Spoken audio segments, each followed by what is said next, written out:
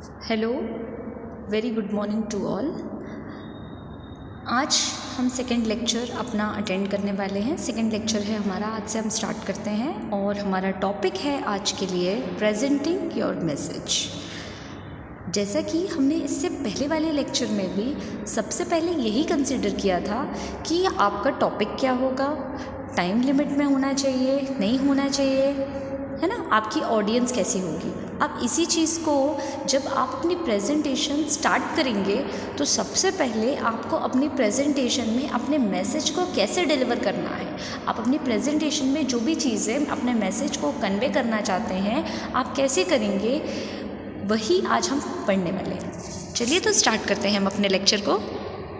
First है no about your audience. सबसे पहले जब आप अपनी प्रेजेंटेशन को प्रेजेंट करेंगे तो firstly you have to focused on that point, know about your audience. आपको ये देखना है कि आपकी ऑडियंस किस तरीके की है, कैसी ऑडियंस है, मतलब लिटरेट है, इलिटरेट्स है, अगर वो कोई पॉलिटिकल रैली है या स्टूडेंट्स गैदरिंग है, ठीक है, या फिर आप किसी कल्चरल फंक्शन में हैं, किस तरीके की ऑडियंस को आप टारगेट करने वाले हैं। अगर वो सारे पेरेंट्स हैं, प्रोफेशनल्स हैं, तो आपको आपको उन्हीं को कंसीडर करते हुए अपने मैसेज को क्रिएट करना है और उनको उसी मैसेज से आपको अपनी जो प्रेजेंटेशन है you have to start. Who will be attending, मतलब आपको यही चीज़ें, इन्हीं चीज़ों को आपको कंसिडर करके चलना है। हु विल बी अटेंडिंग, कौन अटेंड करने वाला है, what their backgrounds primarily are, किस तरीके का बैकग्राउंड उनका है, ठीक है, their demographics of age, genders, experiences, education, उनकी एज क्या है, जेंडर क्या है, मेल है, फीमेल है, सीनियर सिटीजन में आ रहे हैं, दे ऑल आर फ्रेशर्स, है ना, अगर वो किसी जॉब के रिगार्डिंग गए हैं फर्स्ट टाइम, उनके लिए आपने प्रेजेंटेशन तैयार की है या उनके लिए की है जो ऑलरेडी एक्सपीरियंस्ड है, ठीक है, उनकी एजुकेशन क्या है, क्या वो अंडर ग्रेजुएट है या वो पोस्ट ग्रेजुएट है, ठीक है, किस तरीके के प्रोफेशनल्स हैं, and other essential characteristics. You have to consider that particular point also. Next, do your research. Before presenting your topic you have to research about your topic. आपको सबसे पहले रिसर्च करनी है या तो आप प्राइमरली बेसिस पे खुद कलेक्ट कर सकते हैं, ठीक है, खुद ही आप दूसरों से पूछ सकते हैं, उनके लिए क्वेश्चनर तैयार कर सकते हैं, उस तरीके से आप रिसर्च कर सकते हैं, या आप गूगल की हेल्प ले सकते हैं, उसके थ्रू आप अपनी रिसर्च कर सकते हैं।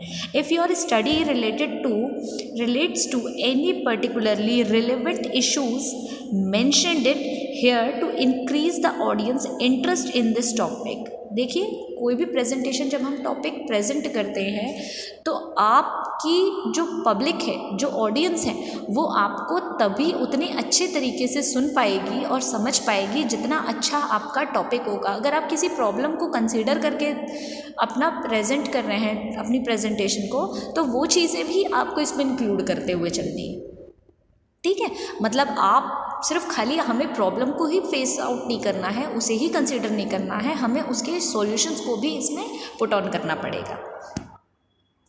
Be authentic and real. Make sure आपकी जो प्रेजेंटेशन है that should be real and authentic. Authenticity का मतलब है जितनी ज़्यादा रियल हो आपकी प्रेजेंटेशन होगी, जितने ज़्यादा आप रियल होंगे उतना अच्छे तरीके से आप आई कांटेक्ट बना पाएंगे।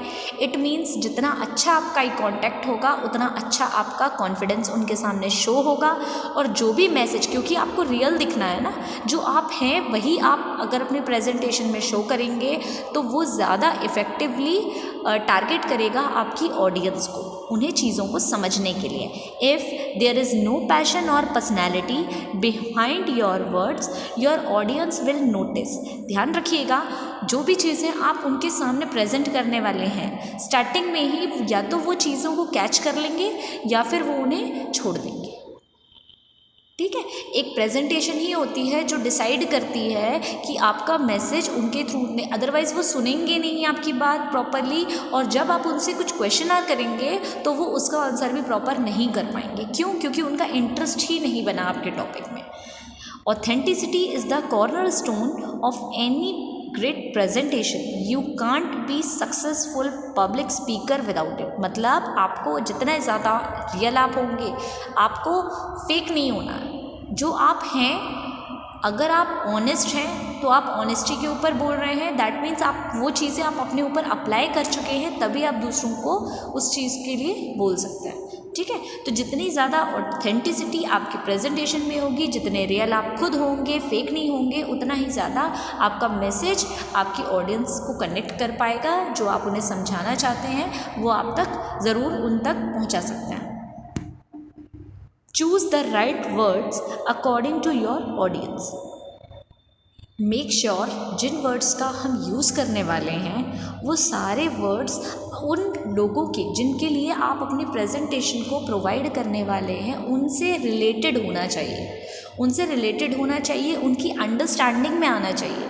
हमको बहुत ज़्यादा हाई बोलना चाहिए, हाई स्टैंडर्ड वर्ड्स का यूज़ नहीं करना है, हमें उस लैंग्वेज का यूज़ करना है और उन वर्ड्स का यूज़ करना है जो उनके लिए इजीली अंडरस्टैंडेबल हो।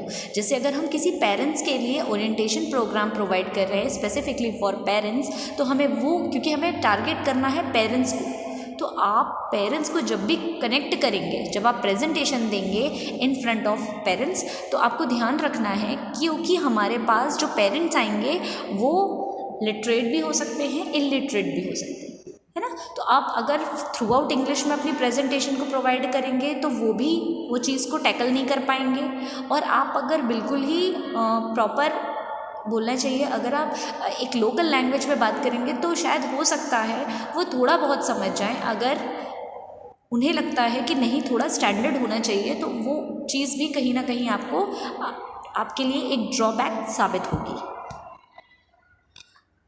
नेक्स्ट है break the ice. Break the ice means make people feel more comfortable in a new situation.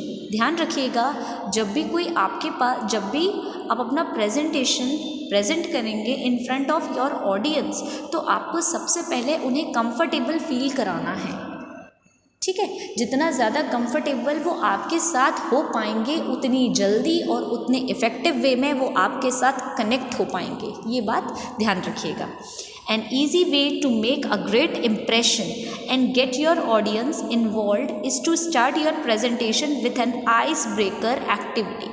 Icebreaker activity that means आप कोई जोक, है ना, जोक से आप स्टार्ट कर सकते हैं अपना मैसेज। जब आप डिलीवर करेंगे तो बीच में आप छोटे मोटे बोलना चाहिए कि छोटे छोटे ऐसे टैगलाइंस आप बोल सकते हैं जो उन्हें जो है थोड़े से फंबल टाइप ना लगे, ठीक है, जो इजी गोइंग हो, उनके लिए easy to understand. And your presentation effectively. अब आपने क्या करना है, जब आप अपना मैसेज डिलीवर कर चुके हैं तो अब आपको अपनी प्रेजेंटेशन को फिनिश कैसे करना है, कैसे आप अपनी प्रेजेंटेशन को इफेक्टिवली एंड अप करेंगे। आप क्या कर सकते हैं, समराइज द की पॉइंट्स। आपने जो प्रीवियस स्लाइड्स अपनी एक्सप्लेन की हैं वो सारी आप स्लाइड्स को समराइज़ करा सकते हैं, एक बार रिपीट करा सकते हैं। Use a powerful quotation. आप किसी अच्छे पावरफुल बोलना चाहिए किसी पहुँचे हुए व्यक्ति का जो कोटेशन है उसे हम यूज़ कर सकते हैं, ठीक है। गिव अ विजुअल इमेज, या किसी इमेज के थ्रू आप उनको थोड़ा सा अच्छा एटमॉस्फेयर आप उनके लिए प्रोवाइड कर सकते हैं, अच्छा एनवायरनमेंट क्रिएट कर सकते हैं। Use a short powerful sentence, या लास्ट में आप क्या कर सकते हैं कि आप उनके लिए कोई भी एक स्पेसिफिकली, जैसे वाई एजुकेशन इज़ इम्पॉर्टेंट, एक छोटी सी टैगलाइन, है ना, अबुल कलाम सर या किसी और फेमस पर्सनालिटी का, स्वामी विवेकानंद, किसी का भी आप कोटेशन यूज़ कर सकते हैं। उनके जो स्टेटमेंट्स थे उनका हम यूज़ करके अपनी प्रेजेंटेशन को एंड कर सकते हैं। सो नाउ ये थी हमारी लेक्चर सेकेंड, जिसमें हमने डिस्कस किया था presenting your message. I hope आपको जो मैसेज मैं डिलीवर करना चाह रही थी वो कन्वे हुआ है, वो डिलीवर हुआ है। If anybody is having a doubt, आप अपने कमेंट बॉक्स में पूछ सकते हैं, ठीक है, you can ask. Thank you so much, have a nice day.